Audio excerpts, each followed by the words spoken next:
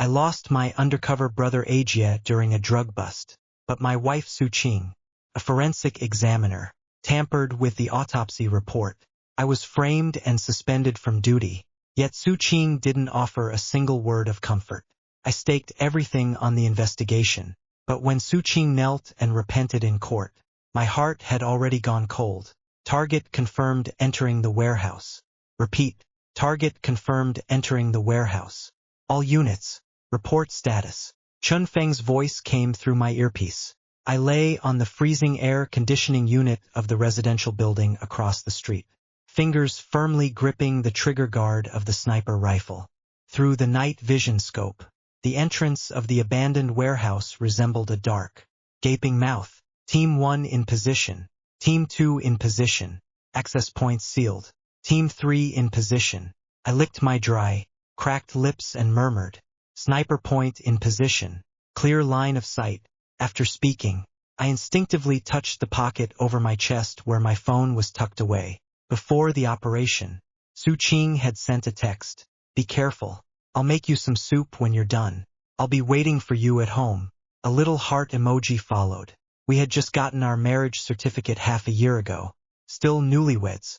She was a forensic pathologist at the bureau, cold as ice at work, but a bit scatterbrained in daily life. Her soup was always a little too salty, but I always finished every last drop. My heart beat a little fast, not from nervousness, but from excitement and a hint of longing after all this time. Ajia had been undercover for a full year and a half. We were finally at the moment to close the net. These bastards, none of them are getting away this time. Once this was over, I needed to take a good break, spend time with Su Qing, and unwind a bit. Stay patient, wait for the deal to start. Chun Feng's voice remained steady. "Lin Feng, especially you. Absolutely no shooting without my order." "Got it." I suppressed the restlessness in my heart. I understood Chun Feng's intention. He wanted to catch them red-handed with irrefutable evidence. But the thought that Ajia was still inside, that every second could be his last, made time feel unbearably slow. As the minutes ticked by, faint lights flickered inside the warehouse and shadows moved. There was only a faint electrical hum and the suppressed sound of each other's breathing in the headphones. Suddenly, Chun Feng's voice rang out. "Go, go, go." Almost as the order was given, the warehouse door in my scope was violently slammed open. Several vehicles sped out like crazy. This was nowhere near the expected drug deal scene. This was a goddamn drug trafficker breakout. "What's going on?" I yelled into the microphone. "There's no one inside trading. It's an empty warehouse. We've been tricked. Intercept them. Intercept them." Chun Feng's voice carried a sense of urgency for the first time. Gunfire erupted instantly, crackling like popping beans. Those vehicles didn't care at all, ramming straight into the roadblock set up by Team 2. In my scope, I could see muzzle flashes from gun barrels extending out of car windows. "Open fire." "Permission to open fire," Chun Feng ordered. I held my breath, aiming at the driver of the first vehicle. The crosshairs steadily locked onto the blurred outline of his head. Bang! The bullet pierced through the glass, and the vehicle swerved sharply, crashing into the guardrail beside it. But the car behind immediately swerved around and continued its frantic escape. The scene was in complete chaos. "Where's Ajia? Has anyone seen Ajia?" I shouted into the channel, my heart pounding almost out of my chest. Ajia was the undercover agent. He was supposed to be inside waiting for us, or at least giving us a signal. Why was it empty inside? Where was he? The channel was in chaos, filled with gunfire and shouting, but no one answered me. "Captain Chen, where's Ajia?" I shouted again. "I don't know. He might be compromised, might have been subdued. Prioritize intercepting the target vehicle." Chun Feng's voice came, mixed with gasps and the sound of wind as he ran. "Don't know." My heart sank to the bottom in an instant, and an extremely ominous premonition seized me. The next few minutes felt like a chaotic nightmare. The gang of traffickers was surprisingly formidable, with fierce firepower and cunning routes. As if they had long known where we would emerge, our men were pinned down, unable to lift their heads. Gunfire gradually grew sparse. Muffled groans of pain and reports came through the channel. 2 of the target vehicles got away. We've got 3 injured. Damn it. How did they seem to know where we were? A chill ran through me. I kept staring intently at the warehouse. Asia, where the hell are you? Suddenly, my phone vibrated. It was an unsaved number, but I recognized it. Asia's emergency contact. I grabbed my phone sharply, answered it, and lowered my voice. Asia, where are you? There was no sound on the other end, only strange, ragged breathing, like a broken bellows being pulled, very faint, very labored. Asia, talk to me, what's wrong? My voice began to tremble, intermittent gasps followed, then a barely audible whisper mingled with a blood-foamed murmur. Phone, run, there. The voice abruptly stopped. Then a cacophony of hurried footsteps came through the phone, along with a man's indistinct curses and sneers. After that, the communication was completely cut off. I stood frozen, my blood seemingly turning to ice in an instant. Warehouse, search the warehouse, hurry. I screamed into the microphone, my voice completely distorted, unrecognizable even to myself. I didn't even bother to pack up my sniper rifle, scrambling down from the rooftop in a panic, running like a madman toward the warehouse across the way.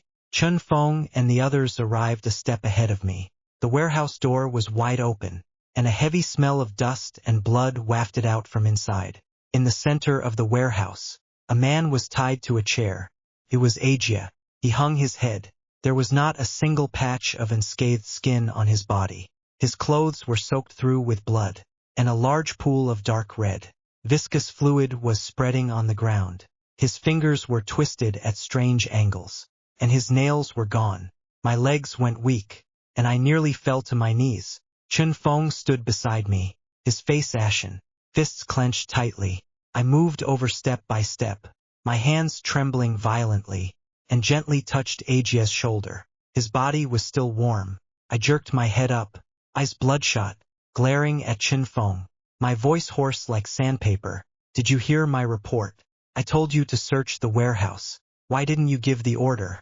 Why did you act directly? He called me just now. He's not dead yet.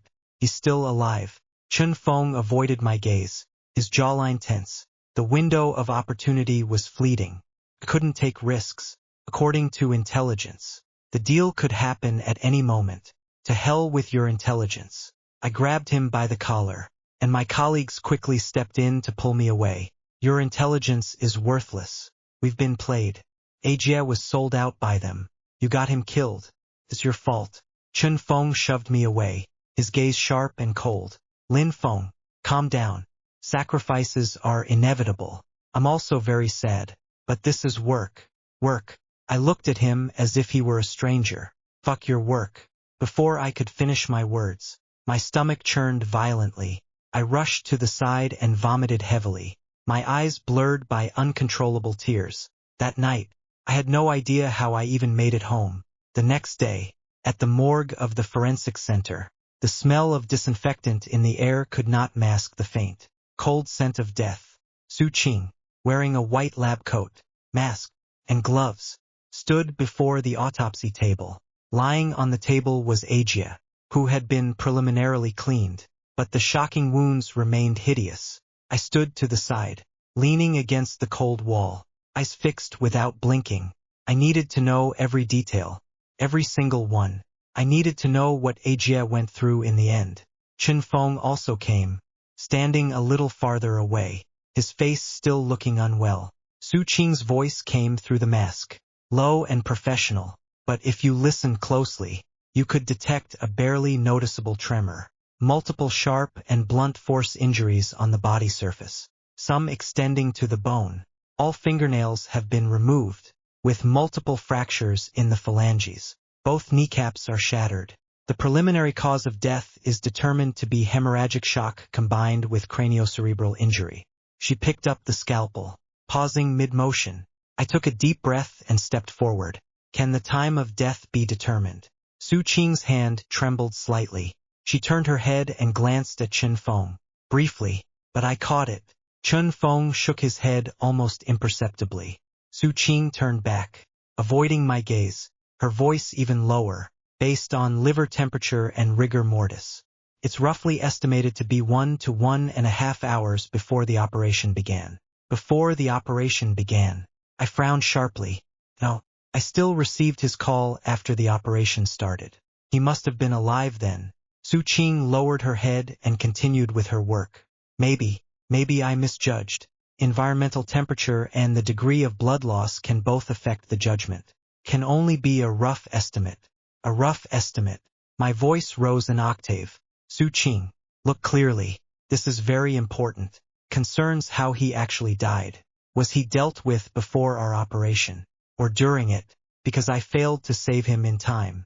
Because of Chun Feng's wrong command. I didn't say the rest out loud, but everyone understood. Chun Feng stepped forward and placed his hand on my shoulder. Lin Feng, calm down. Dr. Su is a professional. We need to trust her judgment. I know you're upset, but don't interfere with the forensic work. I shook off his hand, eyes fixed intently on Su Qing. I want to see the detailed report. I need to see every single detail. Su Qing nodded silently. The report was ready the next day, placed on my desk.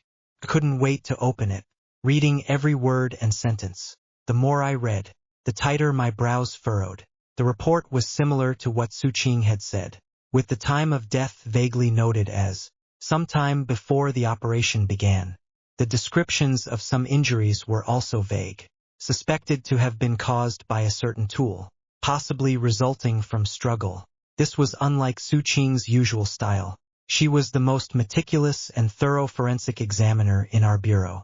Her reports had always been precise down to the minute, with bold inferences but an extremely solid chain of evidence.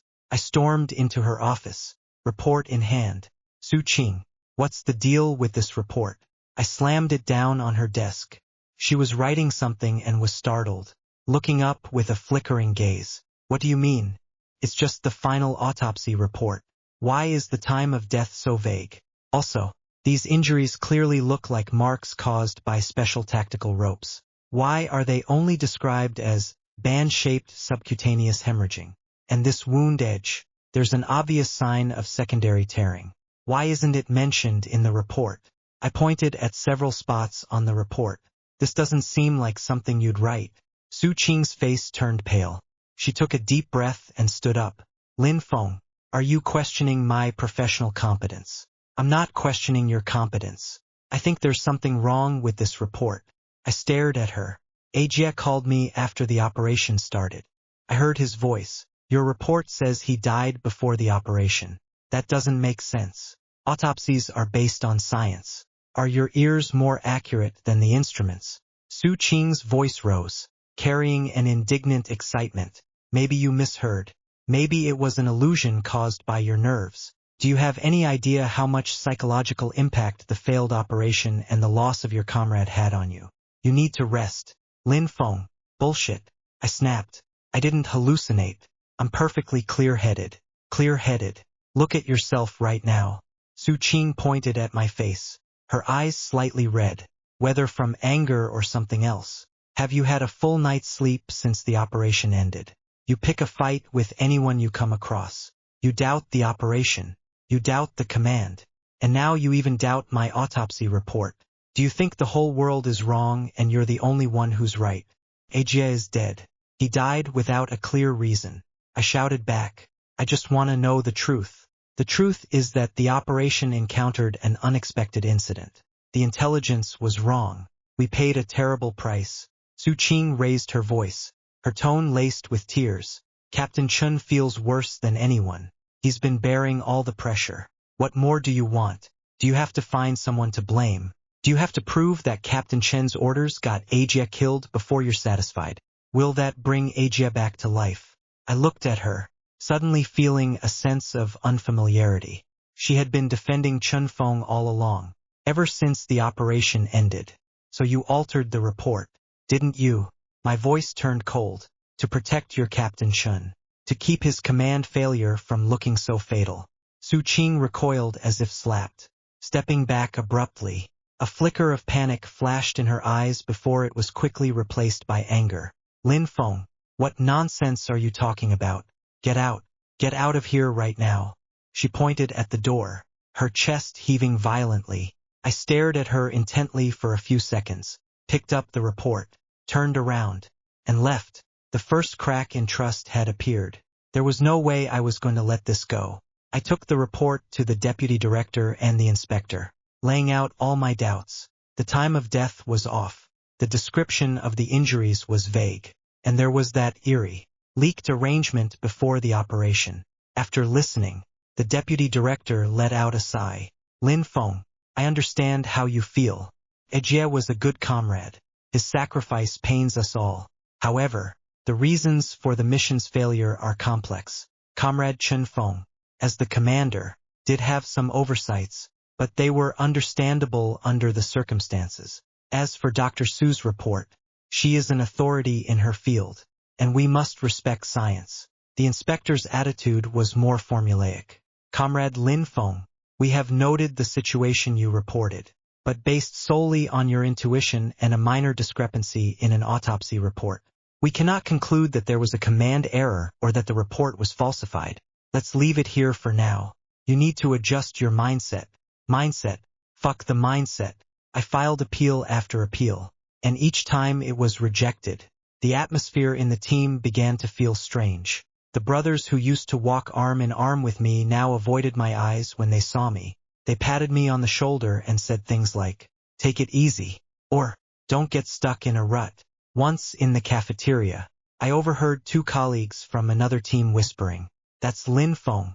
He's gone crazy," insisting that Captain Chun killed his brother. Sigh. I can understand he's traumatized, but making a scene like this all the time really doesn't look good. I suddenly looked over, and the two immediately lowered their heads to eat. No one said anything.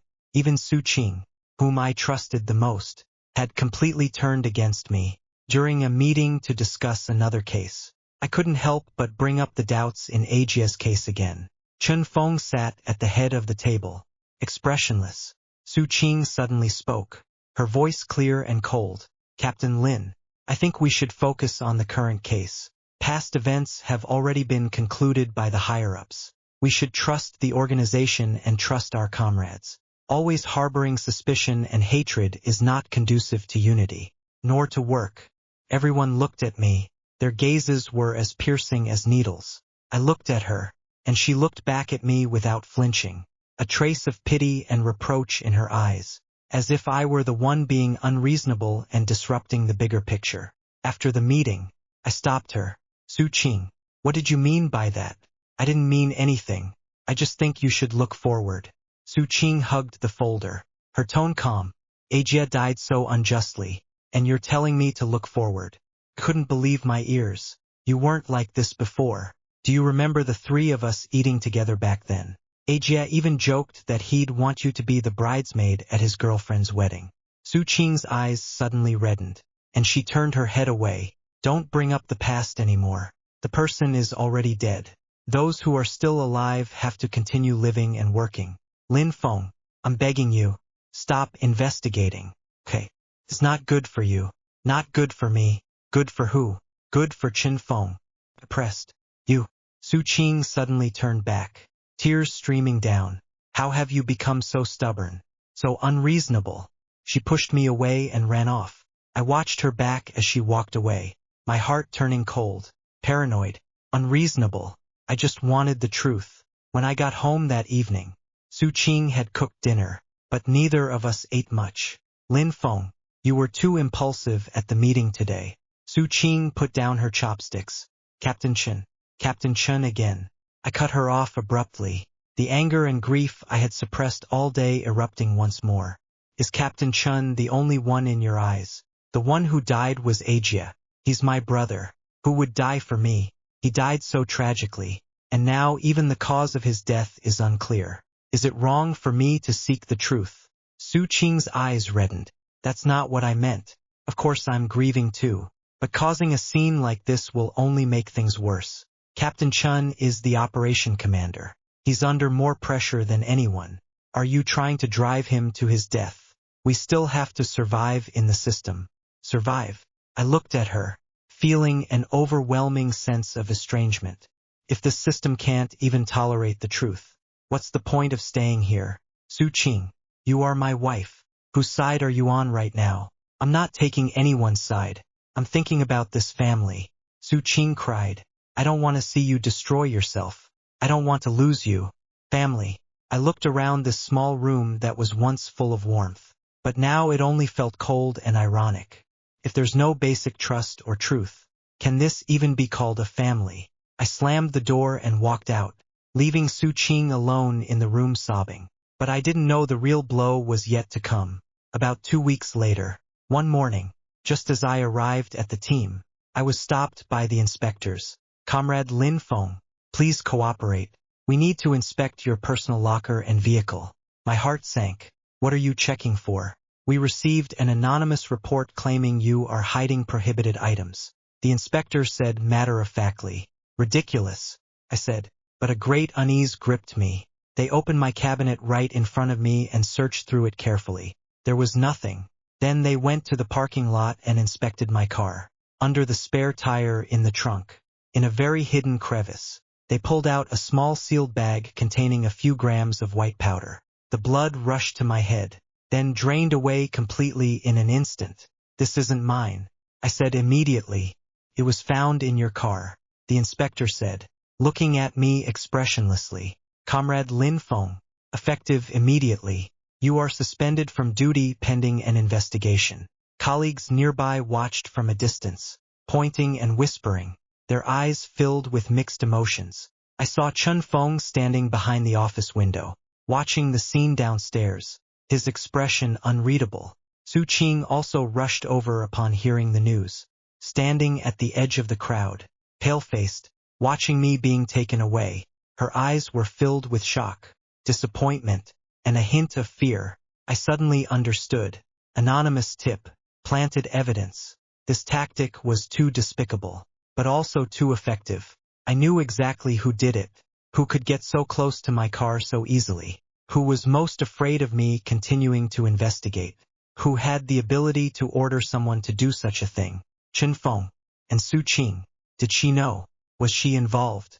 Or did she simply choose to close her eyes and continue upholding the role model in her mind? I was taken away. I lost my job too. At that moment, I felt like the whole world had gone dark. It was not just anger. It was a bone-deep coldness and utter despair. I had been stabbed in the back, brutally, by someone I considered a brother and a comrade. And the woman I once deeply loved and trusted may have played a part in it as well. The days of being suspended felt like living in a swamp.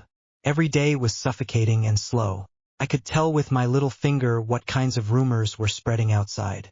Not a single person who used to call me brother ever bothered to call and check in. The coldness of the world was nothing more than this. I spent all day drinking while staring at Ajie's photo. He was laughing carefree, his arm slung around my shoulder. Bro, I'm so damn sorry, I muttered to the photo. I can't even get justice for you. And I've dragged myself down too. I refused to believe this was the end for me. I couldn't let it be the end. I forced myself to stay alert and began sorting through Ajie's belongings. Most of his things had been taken away by the bureau, supposedly needed for the investigation, and only a few personal items were returned to the family. I opened the small box his parents had sent over. Inside were some clothes, a few books, an old phone long out of battery, and some odds and ends. I looked through each item one by one, tears streaming uncontrollably down my face. All memories. I picked up a jacket he often wore and instinctively felt the pockets. Empty. Not giving up. I carefully pinched the edges of the clothing. In an extremely hidden small pocket inside the jacket's lining, I felt a small hard object. My heart suddenly skipped a beat. Ajie was an undercover agent. He habitually left backup plans in various places. I carefully unstitched the seam. A button fell out from inside. Very ordinary, as if it had fallen off some piece of clothing. I picked up the button and examined it closely against the light. The material seemed a bit different, slightly thicker than an ordinary button. There was an extremely fine slit along the edge. I suddenly remembered that during casual chats before, Ajie had mentioned that some miniature recording devices were made to be extremely discreet, like button-shaped ones. I frantically searched for tools and carefully pried open that gap.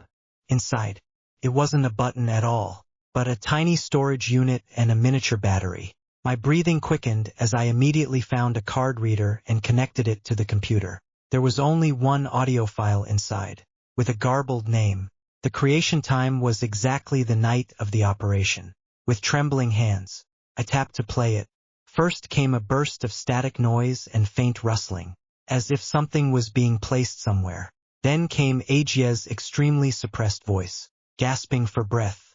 The background was very quiet, as if he was hiding in some narrow, confined space. "Phone, can you hear me? Damn, this time we might really be screwed." His voice was filled with fear and despair, a tone I had never heard from him before. The deal location was changed last minute. It wasn't the warehouse. They seemed to know. They knew about the operation. The goods were moved in advance. "There's a rat among us." He coughed violently a few times, his voice growing even weaker every time before the cleanup. The goods seemed to have grown legs in advance. "Something's off, way too off, I suspect." Suddenly, muffled footsteps and shouts came from outside. Ajia's voice cut off instantly, leaving only his heavy, terrified breathing in the recording. Then came the sound of a door being violently slammed open. A dull thud, a short sharp scream, followed by chaotic footsteps and the voices of several men. Muffled but vicious. "Clean it up properly. Damn it, that cop almost ruined things. What did Brother Fong say over there? Don't worry, it's all arranged. Pin it on those territory-grabbing bastards. Let's get out of here fast." The recording cut off abruptly here. I sat in front of the computer, my entire body ice-cold, as if my blood had frozen solid. A ringing filled my ears, with only Ajia's final words echoing. "There's a traitor among us." And that vague, "Brother Fong," wildly echoing in my mind. Brother Fong, Chin Fong. So Ajia had already noticed. He had long suspected a mole. He might have even suspected Chin Fong. That operation didn't fail because of some damn intelligence mistake or poor command. It was a complete conspiracy, a cover-up, a framing. Chin Fong. He was the one who got Ajia killed. He leaked the operation details, sold Ajia to the drug dealers, then put on a perfect act of grief and anger. He even framed me, and I had actually foolishly gone through the proper procedures to appeal. I was nothing but a huge joke. Boundless rage and hatred erupted like a volcano in my chest, burning my eyes red. I slammed my fist on the table, making the computer screen jump.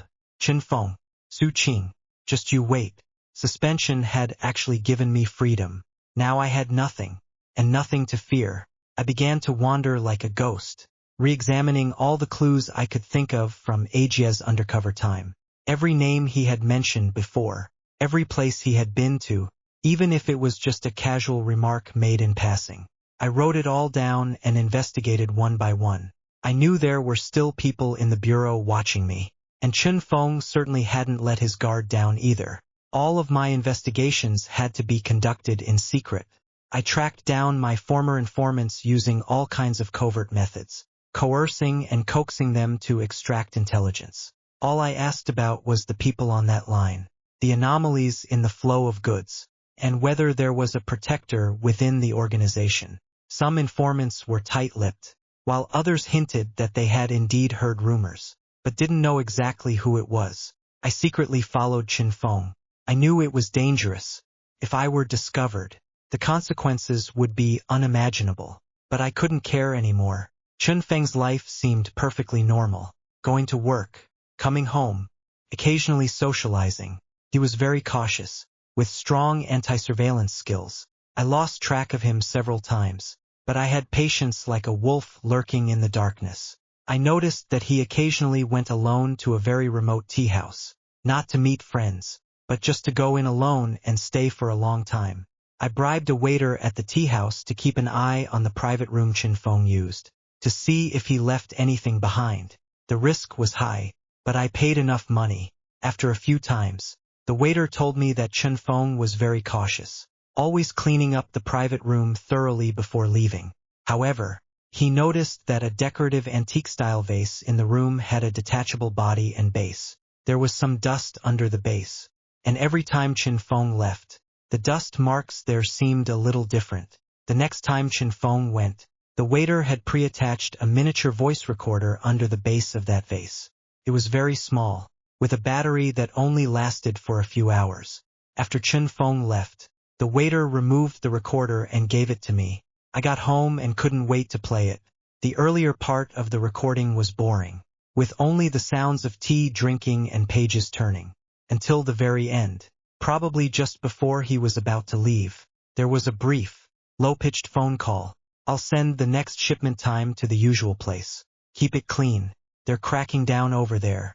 Especially that guy named Lin. Even though he's suspended, he's like a mad dog.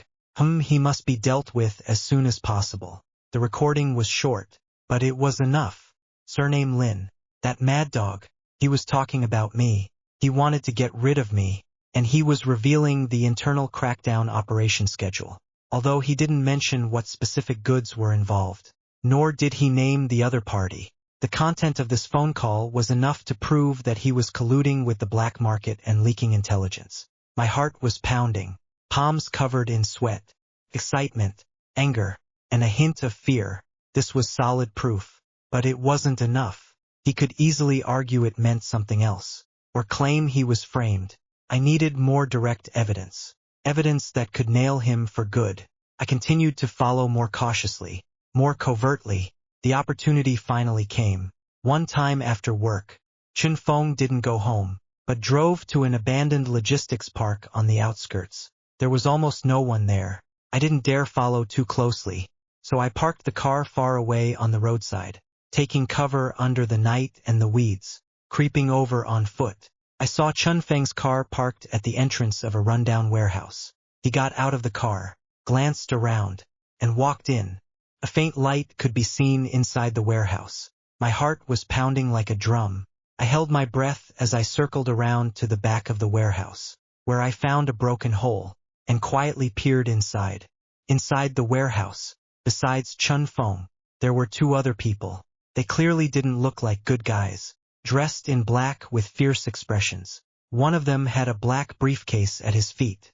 This is the remaining payment from last time, Brother Feng.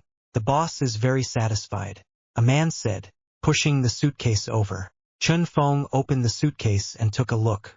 Inside was a suitcase full of US dollars. He closed the suitcase and nodded. Be cleaner next time. The heat is on lately. That Lin Feng is still investigating. Why haven't you dealt with him yet? Don't worry, we've already arranged someone. It'll be handled soon. He's just a suspended officer. Another man sneered. Speaking of which, Brother Feng, your promotion approval should be coming through soon, right? We'll have to rely on you for more support in the future. A smug smile appeared on Chen Feng's face, an expression I had never seen at the police station, carrying a hint of greed and arrogance. Take care of each other. Speaking of which, I should thank your boss for the help. Chen Feng flicked dust off his suit, dust that wasn't there. Before every crackdown, you always send over some timely tips about the small fry, so I can solve the case and claim credit right on schedule. These past few years, I've arrested whoever I wanted and earned credit whenever I wanted. With this promotion speed, it's hard to slow down. The drug dealer flattered with a grin. Of course, Brother Feng, you're brilliant. Our partnership is a win-win. You rise through the ranks, and our business runs smoothly. Everyone benefits. Chen Feng gave a light snort. Glad you get it. Before the next cleanup. Same routine. Let me know in advance which goods to dump and which people to hand over. Do it cleanly. No loose ends. Absolutely. You can count on us. Brother Feng. I hid in the shadows, my blood freezing solid, then suddenly boiling over. I see. So that's how it is. No wonder Chen Feng had had such an astonishingly high case-solving rate over the years, cracking major and important cases repeatedly, earning him the title of Rising Star of the Police Force. His promotion speed was jaw-dropping. Everyone thought it was due to his exceptional ability and good luck. But behind all these glorious achievements lay such a dirty deal. It was he who colluded with drug traffickers, using colleagues and justice as bargaining chips to trade for a bright future.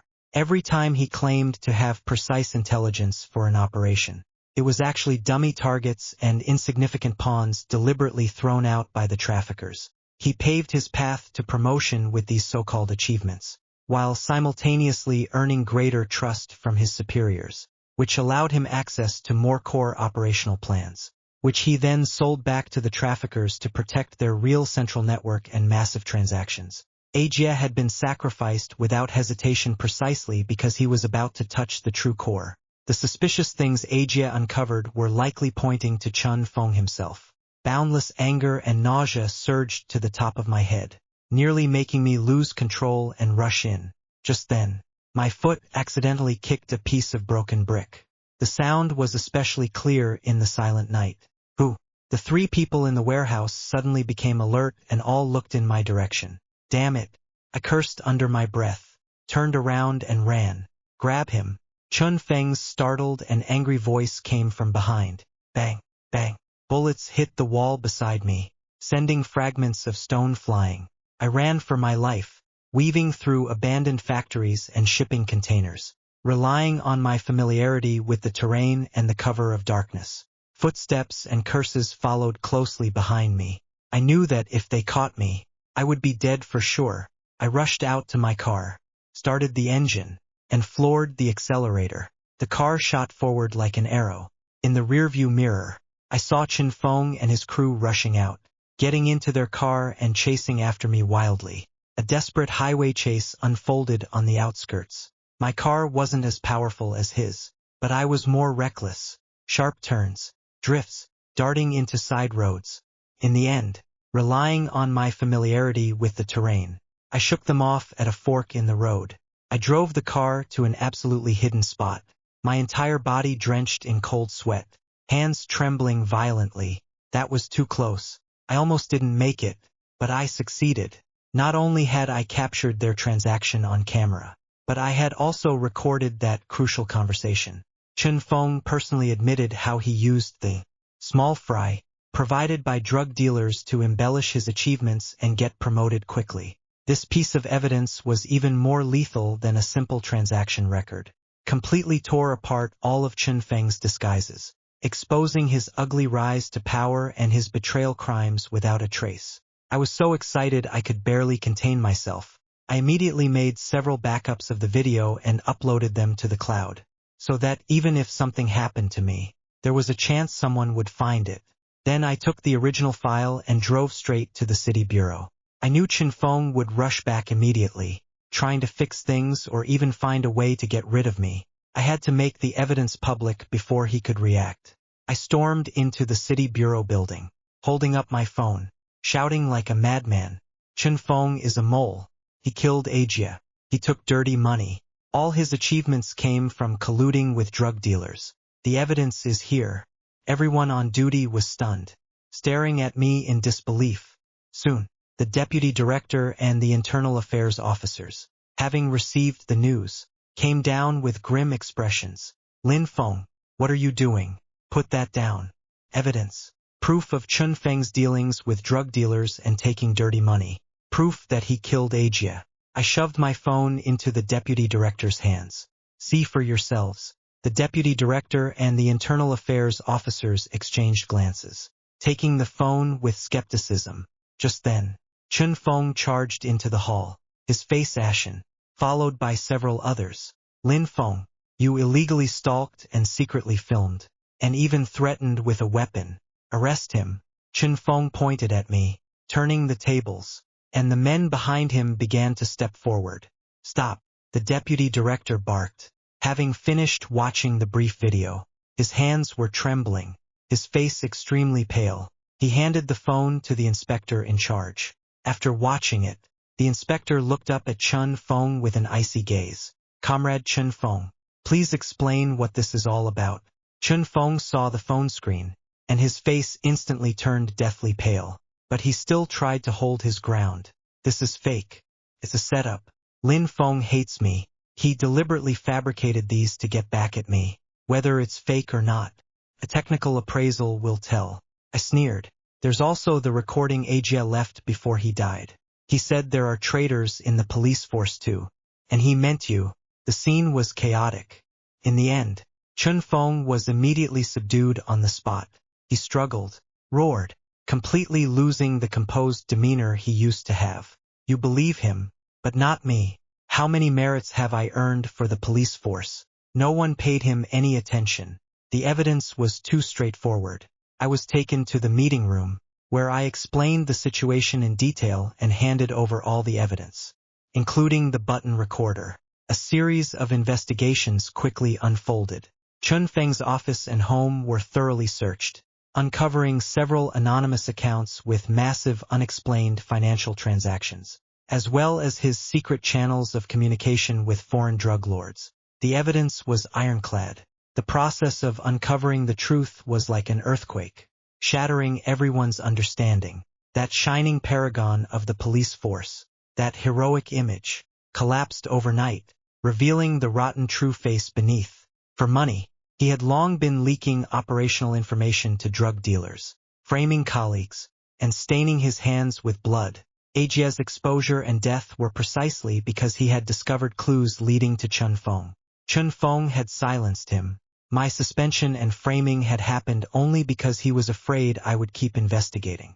The entire department was in an uproar, followed by immense anger and shame, especially those who once believed in him, even worshipped him, and followed him in blaming me. Su Qing burst into the conference room. I was just finishing the final statement. Her face was pale as paper, her eyes red and swollen. Clearly she had been crying, and had learned everything. She rushed straight up to me, and with a thud, she actually knelt down. Everyone was stunned. Lin Feng, I'm sorry. I'm so sorry.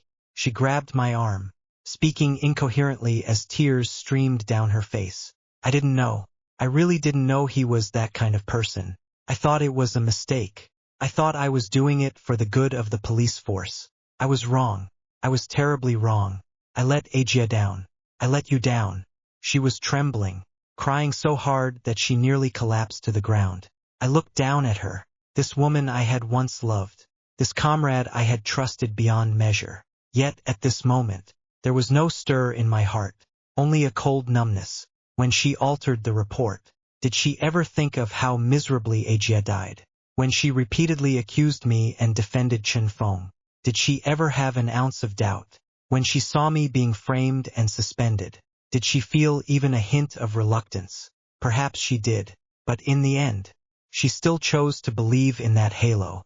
She chose the greater good, chose the false justice in her mind. Slowly, but with unwavering determination, I pulled my arm free from her grasp. Dear Sue, my voice was eerily calm, as if I were talking about something that had nothing to do with me. Save those words for the judge. Su Qing suddenly looked up, her face drained of all color, eyes filled with utter despair and collapse. Lin Feng, forgive me, please forgive me. I didn't mean to. Forgive. I looked at her, repeating the word, finding it utterly ironic. Can Ajia come back to life? Can everything I lost be restored? I stood up, no longer looking at her, and said to the inspector beside me, I finished my part. If there's nothing else, I'll be going now. I turned and walked toward the door of the meeting room. Lin Feng, Su Qing let out a piercing cry behind me. I really was wrong. I did not look back. I had my position and reputation restored. But everything was different. The atmosphere within the bureau was awkward. Those who had once distanced themselves from me and gossiped about me now looked at me with guilt and avoidance. I couldn't be bothered to care, so I just buried myself in work, numbing myself with busyness. Chun Feng's case entered the judicial process, implicating more people and incidents, shaking the entire system. As a key witness and victim, I had to cooperate with investigations and appear in court multiple times. Meanwhile, Su Qing was also placed under investigation for tampering with evidence. Her trial came sooner than I had expected. The courtroom air was stagnant, carrying a solemn and oppressive atmosphere. I sat in the witness box, dressed in a crisp police uniform, my face expressionless. I was summoned as the direct victim and discoverer of her dereliction of duty. The prosecutor was questioning me about the anomalies in the autopsy report. I stated it calmly, objectively, only presenting facts without any personal emotions. So, You discovered at that time that the time of death in the report seriously contradicted your actual experience, and there were traces of deliberate vagueness and omission in the descriptions of multiple injuries. Weren't there? The prosecutor asked. Yes, I replied. Have you ever questioned the professional competence of forensic expert Su Qing? Not before this. She has always been known for her rigor and meticulousness. Then why do you think she produced a report that clearly contradicts the facts? Objection. Su Qing's defense attorney stood up, leading the witness to engage in subjective speculation. Objection sustained. The judge looked at me. The witness is only required to state objective facts. I paused, and for the first time, my gaze truly fell on Su Qing, who was seated in the defendant's box. She had lost a lot of weight, dressed in a gray prison uniform. Her once bright and confident eyes were now hollow and lifeless. Her face was pale, hands tightly clenched together. She didn't dare to look at me, keeping her head down the whole time, shoulders trembling slightly. My heart felt as if pricked by a needle, not from heartache, but from a complex, painful numbness. Someone once so familiar now stood just a few steps away, yet it felt like an insurmountable chasm between us. The prosecutor changed his approach and asked, after you raised your concerns, how did the defendant Su Qing respond? I withdrew my gaze, my voice steady and calm. She insisted on the scientific validity of the report, accused me of being blinded by hatred, disregarding the bigger picture, undermining police unity, and hinted that my mental state was unstable. Hearing those words back then, I had been filled with anger and confusion. Recounting it calmly in court now carried a deeper chill. A faint stir rippled through the gallery, as if someone was muttering curses under their breath. Su Qing's head drooped even lower, tears splattering in large drops onto the documents before her, leaving a patch of dampness. I have no further questions. The prosecutor sat down. The defense lawyer stood up, attempting to defend Su Qing, emphasizing that her original intention was to protect the reputation of the police force. A momentary lapse in judgment, unaware of the severity of the consequences, and deeply regretful afterward.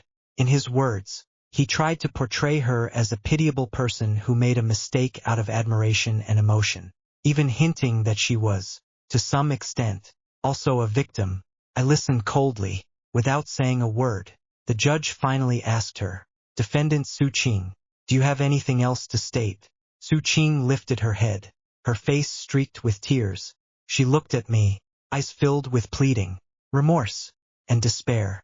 Her lips trembled as she sobbed uncontrollably. Lin Feng, I'm sorry. I really didn't know. I didn't know he was that kind of person. I was wrong. I let Ajia down. I let you down. I regret it. I truly regret it.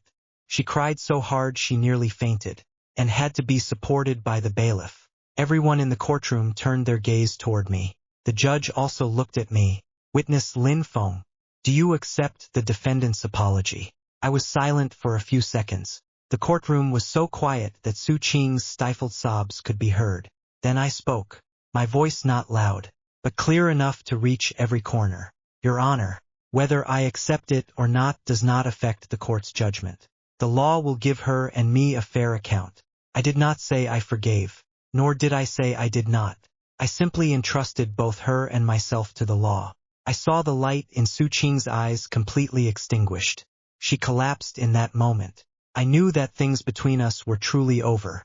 Even hatred felt unnecessary. Su Qing was sentenced to 3 years. I never once went to visit her, until the day I received a letter she had asked the prison guard to pass on to me. The letter was thick, filled with remorse and memories, the handwriting heavily blurred by tears. She said she suffered day and night in regret, wishing she were dead. She said her greatest pain was losing me. She begged me to go see her, even just for a glance. I stared at the letter for a long time. Then I picked up a pen and drafted a divorce agreement. In the visitation room, separated by thick glass, she looked thinner, with sunken eyes, wearing the uniform prison clothes, having lost all her radiance. Upon seeing me, a nearly humble surprise and longing instantly burst forth in her eyes, and she fumbled to pick up the communicator. I sat down, picked up the communicator on the other end. with little expression on my face. Lin Feng, you're here. Her voice came through the current, trembling and choked with tears. Thank you for still being willing to see me. I didn't respond to her emotions. I directly took the divorce agreement out of the file folder, pressed it against the glass, and pointed to the signature line. Sign this. The color drained from Su Qing's face instantly. She stared at the agreement as if she had seen something utterly terrifying, shaking her head violently as tears streamed down. No, Lin Feng, no, I know I was wrong. I can make it up to you for the rest of my life. Please don't sign it. Su Qing. I cut her off, my voice cold and hard, leaving no room for negotiation. There was nothing left between us long ago. It ended from the moment you chose to alter the report and protect him. I wasn't protecting him. I thought back then that she tried to defend herself, but under my gaze, her words sounded feeble and hollow. I did it for. It doesn't matter what it was for. I interrupted again, my tone carrying a faint hint of exhaustion and annoyance. The result is that you helped cover up the crime of the person who killed Ajia. Then you turned the knife on me. At the moment I needed trust the most, you stabbed me in the back from behind. My words cut into her heart like cold blades. She covered her mouth, sobbing uncontrollably, shoulders trembling violently. I'm sorry. I was possessed back then. I couldn't stand you suspecting Captain Chun like that. I was scared. I was afraid it really was his mistake. I was afraid the reputation of the police force would be damaged. And even more afraid that if you kept investigating, something would happen to you. So I helped push you down. I let out a cold laugh, watching me get suspended, investigated, and pointed at by everyone. Do you think you're especially noble, especially considerate of the bigger picture? No, I didn't. She shook her head desperately. I regret it. I regretted it the moment I saw you being taken away. But I didn't dare to say it. I was scared. What's the use of saying this now? My voice rose a little, carrying the long-suppressed anger and pain. Can Ajia come back to life? Can everything I lost be restored? Can we go back to the past? I stared at her, asking word by word. Su Qing, tell me, can we? She was left speechless by my question, only crying in despair, repeating, I'm sorry, over and over. I took a deep breath, suppressing the surging emotions, and pushed the divorce agreement forward again. Sign it. Don't let us lose the last shred of dignity. She lifted her tear-blurred eyes to look at me, her gaze shattered like broken glass. Lin Feng, did you ever love me? Even just a little? I looked at her in silence for a long time. Warm, sweet fragments of memories once flashed through my mind, only to be crushed into pieces by the cold reality. I did. I finally spoke, my voice hoarse, but that was in the past. These words completely broke her. Her last glimmer of hope was shattered. She slumped into the chair as if all her strength had been drained away. Her gaze was vacant, staring ahead, no longer sobbing, only silently shedding tears. After a long while, as if resigned to her fate, she picked up the pen. Her hand trembled so violently that she could barely hold it. But she signed her name on the divorce agreement. Every stroke felt as if it took all the strength in her body. After signing, she tossed the pen aside, looking completely drained. I took back the agreement and checked the signature. Take care. I stood up, ready to leave. Lin Feng. She suddenly rushed to the glass, pressing her palms tightly against it, her voice shrill and piercing. I regret it. I truly regret it. If there's a next life. I didn't look back, nor did I stop. I walked straight out of the visitation room. Behind me, her heart-wrenching cries echoed, muffled by the thick glass door, gradually fading until they disappeared. Stepping out of the prison gate, the sunlight outside was blinding. I looked up at the sky and let out a long, slow breath. Felt like shedding a heavy burden, yet somewhere deep in my heart, it was completely empty, filled with the biting cold wind. Some wounds can never heal. Some mistakes can never be undone. Some people, once missed, are lost forever. Su Qing and I, after all, had reached the end of this road paved with lies, betrayal, and blood. The law's verdict delivered justice, But the emotional ruins can only be slowly buried by time, perhaps never truly healed. I started the car and drove away from this place. In the rearview mirror, the prison walls grew farther and farther away, like a massive tombstone, burying the past and imprisoning what once was. And I still had to keep moving forward, carrying the scars and the memories that will never fade.